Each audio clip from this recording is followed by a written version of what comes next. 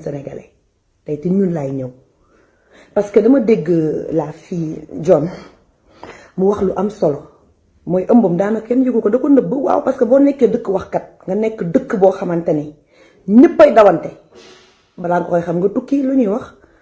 fu sénégalais di jaar duma fa jaar moytul sénégalais yi da ngeen di nëbbatu ñu leen di nëbbatu comme ay dëmm mais lu ciy njaag ñooy njaag pendant ce temps boo leen gisee Afrique ñu ñu commencé di booloo commencé di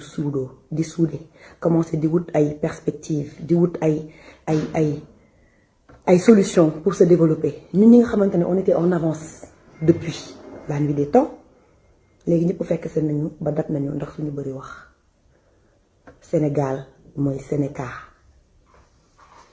waaw léegi nag nañ ko jàppee noonu comme ñun ay dëkk waxkat lañu nañ xëy di wax rek làmmiñ du lekk moromu làmmiñam comme ñun ay waxkat lañu nañ xëy di dëmmante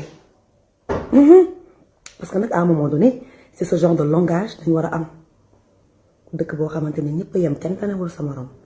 bawol beeg intellectuel beeg góor beeg jigéen beeg ñëpp a yem ñun ñëpp tey ñun ñëpp a war a ruus balaa may dugg ci xale bu jigéen bi ku nekk war ngaa wéet nga ruus mooy ñi noppeeg ñi nga xamante ne bu problème amee ils ne se sentent pas visés parce qu'ils sont bien à l'aise chez eux ils n'ont pas de problème ak ñi nga xamante ni benn wax nañ ñu partagé ko fépp di ñaawal di xaste foo ne nit ñi amuñu mbokk te naam boo leen xoolee seen biir ngeen ubbi seen tubay xool seen suuf li ngeen war a wax bari na ay waaye li ngeen war a wax ci seen bopp a bari xanaa doo leen xëy des fois am ay blocage comme nit ñi tey ngeen kontaan suba ngeen am lu leen naqari wala yéen loolu du leen dal xanaa xëyu leen yéen par exemple di jéem a bëgg seen yaay am kër gu baax seen papa yi dëkk fu baax wala yéen daal vous êtes à l'aise yéen ay yàlla li tax tey ma xaw a am sax mettitu xool mooy xale bu jigéen bi dafa ne li tax moom naqaram ak violam waxu ko kenn nee na ñépp ko doon xas ne ko danga ñaaw di ko ree moo tax bi ko nattu bi dalee mu muñ ak yaayam toog ne pat elle a raison elle n'avait pas vers qui se tourner à part ses proches et ses parents enfin ses parents moom ñooy ay proches à part ses proches je voulais dire sa famille ses amis etc mooy ñu ko nëbbal suturaam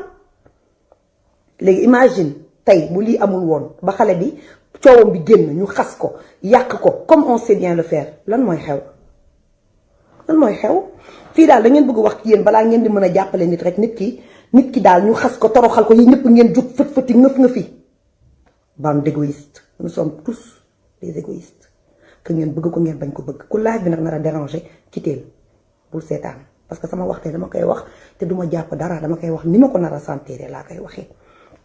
amaana sax mën naa juum waaye ma juum ci li nga xamante ne man moom laa gëm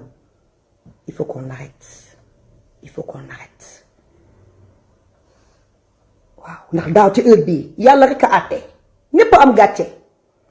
ñépp am naqar ñépp am lu leen metti waxaguma nag ci sujet bi mais damay wax li fi xewoon parce que démb nag moo tax ñu naan tey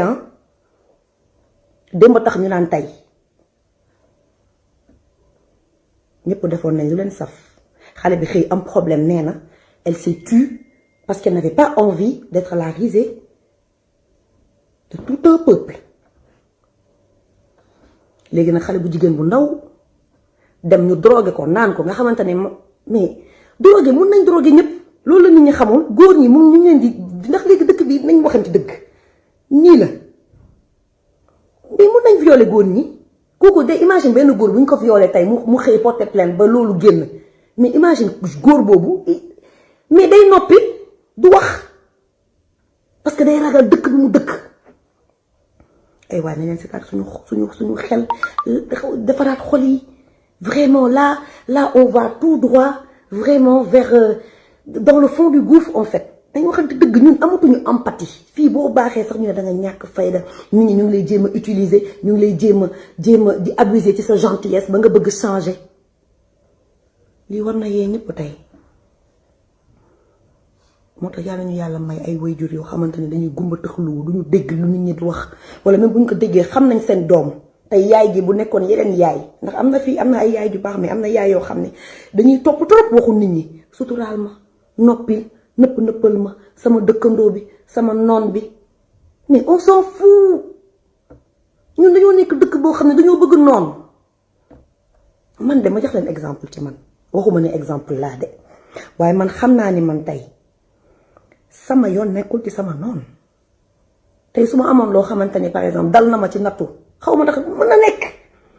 mais dama koy toog waxtaanee ko nit ñi su ma mënee par exemple ñaanu ma ko yàlla am feebar boo xamante ne dal na ma mu bett ma damay ñëw wax nit ñi écouter lii dal na ma lii laa doon def ak lii faites attention comme yeneen dëkk yi mais fii da ngay làqatu nëbbatu corona sax bu la dalee da ngay nëbbatu doobu kenn xam ko. Tellement les gens ils jugent très mal on doit avoir honte dañoo war a ruus ñëpp waaw ñëpp dañoo ruus parce que man sax ruus naa nee naa bi ma liiree une fois benn article dama koy feex génn quoi dama ko lire ma ne non franchement c'est débile quoi c'est méchant ma génn xoolatuma internet pendant 2-3 jours ba loolu passé mais aujourd'hui je regrette parce que j'avais des choses à dire mais comme on dit mënuñu wax lépp mënoo lu xëy rek nga bëgg a wax bu yàggee nga nekk waxkat ndax saa yoo xëyee Sénégal kaa bu bees saa yoo xëyee problème bu bees waaye gàcc ngaalaama influenceurs yi nga xamante ne tey bu coow li jugee jug nañ bind gàcce ngaalaama ñi nga xamante ne tey groupe ñoom Femme Chic ñoom Mamiko et cetera ñoom ñëpp bind nañu beaucoup de miss ont parlé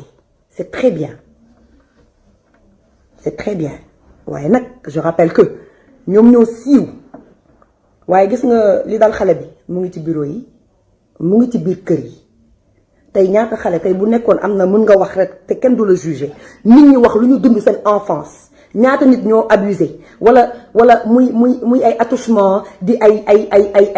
ci ay mots fii xoolal da ngay gis benn xale mu jekk wang bi rafet romb rek waaye yow baax nga yow lii nga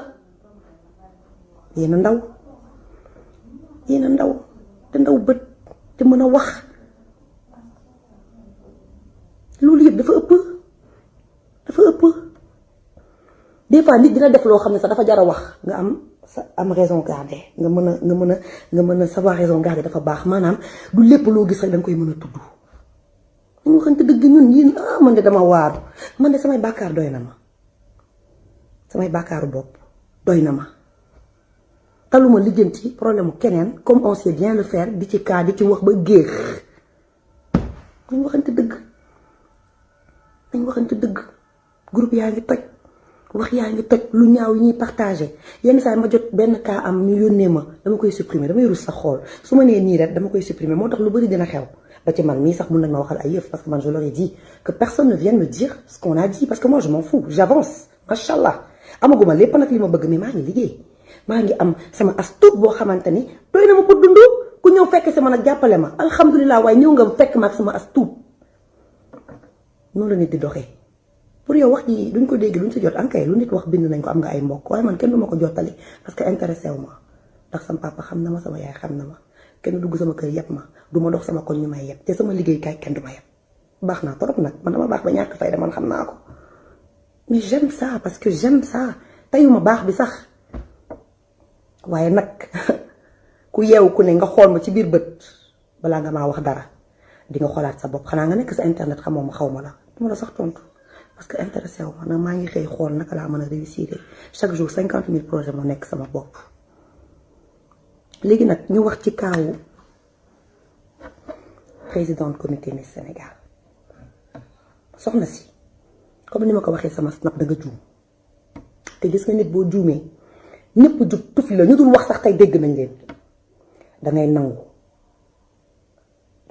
ñi la mën a baal la parce que nag ñun dañuy tooñ yàlla di ko baal mu ñuy baal kon benn instant mënoo bëgg yàlla di la baal ba pare nit ki tooñ duñ ko may benn bunt mu mën a excuser wu li nga wax ak ironie bi reeta non dafa ëpp c'est un manque de respect te yow tey saaga woo seulement xale bu jigéen bi parce que insulte la toutes les femmes du monde nga saaga ainsi que toutes les personnes violées sachant que la majeure partie des personnes violées j'avais les chiffres li may wax nii sax ci benn bi ma doon joué ak Ibou Guèye la ma ko joxoon les chiffres yi ñu waxoon yëpp ci biir kër yi lay xewee diggante tonton yi diggante góor ñi yenn saa yi seen nu yeeg ñooñu am na ñoo xam ne noonu nañ xamee jigéen et cetera ñoo leen di fowe ak ñi nga xamante ne en fait ñooy ay xale yu ndaw xamuñu dara ñu yàq leen en fait yàq leen yàq leen. ñaata xale tey ñoo toog seen biir kër yi noppi ndax sutura ñu naan la noppil muñal bul wax patati patata muñal sutura, mais sutura ba ñuy rey. dinañ xëy sutura ba dee. xale bi tey bu amul sutura toog ne pat am na ko sax ndax noppi na ak naqaram gérer ko, waaye bu du woon femme bi lu mu wax tey kenn du jot peut-être ci coowam. La faute à qui? ñun le peuple, ñun. ndax nag Sénégal tey je suis très contente parce que ñëpp taxawu nañ ko, ñëpp indigné wu. waaye nii la war a demee saa su ne. ay waaye nii la war a demee saa su ne. nii la war a demee. nii la war a demee. tey ku rafet tamit di nga am sa biir kër ku gën a ñaaw koo xamante ni doo ko wax te patt lay nekk. ku amoon yaay bu ñaaw doo ko tudd, sa xolu yaay ngay gis wala sa baaxu yaay wala sa baaxu papa. nañ waxante dëgg, lan mooy ñaaw luy rafet. ku nekk na bëgg nga jekk sa jekk bopp, waaye ku xool sa bopp ba nga doy la. mais alhamdulilah. kon faut qu'on arrête, y a des mots qui blessent. am na loo xamante ne ça ne nous mène nulle part. mais nag ci situation bu mu wax sponsor bu retiré wul yow bu sénégalais amee fulla ak booloo, ça m'étonnerait sax que ñu booloo, dañ lay bàyyi du ñu utiliser ci say produits. ndax il est temps à un moment donné muy ci ñëpp nag. xam nga lii benn xeex bi la muy ci ñëpp, muy politiciens yi ñëpp laay wax, opposant ak ñi nekk au pouvoir. ça veut dire que waruñu nangoote nit di ñu yeb ak ku mënta doon. ak ku mënta doon. Sénégal lu waay neex rek wax ngay wax di doo réfléchir. te ñi nga xamante ni ce sont des professionnels de grâce, mais allez apprendre la communication ou fermez-la. dem leen jàngi wax. y a des professionnels en com. dem leen jàngi wax. wala ngeen ni muut jàngi wax mbaa ne muut. dañ waxante dëgg noppee gën. gis nga nit faut pas avoir un comportement d'imbécile. boo mënee wax waxal, waaye lu gën a bon mooy nga foo ne yow yaa nga ca te nekkoo ca ngay wax. ndax xam nga ni wax ju rëy jii boo ko tourné woon sa biir bopp juróom-ñaari yoon doo ko wax. te li ma gën a choqué xam ngeen lan la. ñi ko wër man de su ma doon def émission bi man ndax ma lay interviewé ngay wax ce genre de connerie fa la émission bi di yem. su ma doon liggéey tamit danga ma dàq. ndax danaa la xamal ni tu es une idiote de première catégorie. waaye idiote sax day juum. idiote sax day juum ndax am naa en fait yaakaar naa ni en fait que dina peut-être excuser wu. parce que démb ba tey nit ñi nelaw seen bopp yaa ngi metti ndax wax ju ñaaw ba pare xale bi dundul li muy dund. dañu waxante dëgg. nit ku nekkul à l'aise nga présenté ko ay nit nga ne dafa réew. lan mooy réew Sénégal boo waxee sa dëgg ñu ne da nga réew. mais il faut qu'on arrête à un moment donné, faut qu'on arrête. gis nga lii nag bu ñu jugulee barke Serigne Touba di ñi ñëpp nag di nga xëy di lijjanti ba suba ba ngoon jot xool leen dëkk bi tagee. dëkk bee tag ne weng dara doxul. wala buy dox tamit tu as tellement de soucis tellement d'emmerdes tu te dis que mais lan la quoi.